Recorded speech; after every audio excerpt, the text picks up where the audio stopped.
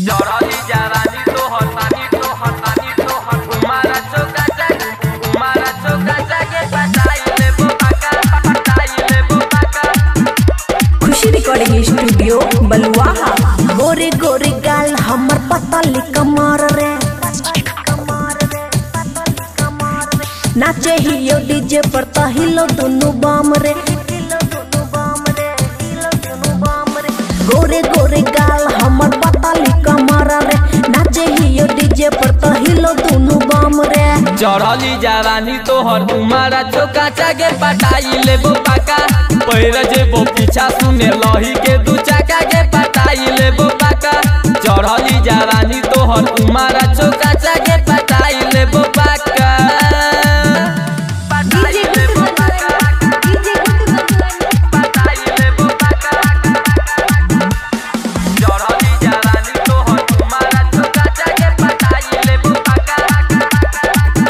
हेरे गरदा उड़ाबै छिए लहंगा उठाई के बूढ़ो जवान के हम मन तरसाई के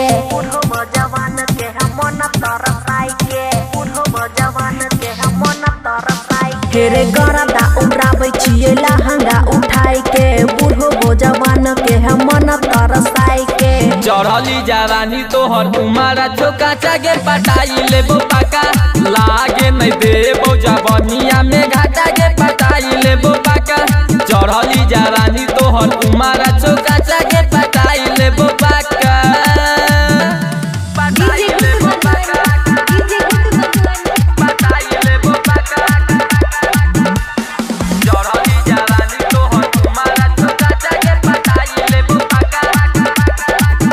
हेरे चढ़ल जवानी हमर मार हिलोर रे नाच के टोल के देबो हम तोर रे।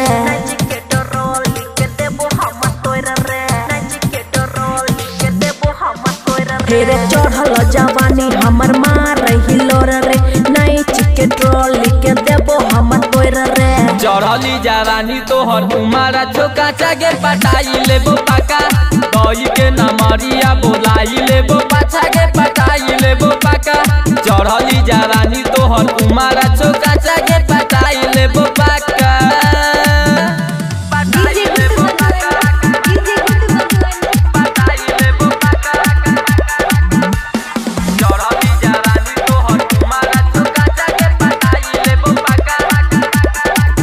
हेरे दीपक दिलदार हमर बाती ले न मानी खुशिया दब के बनाइले घर बाली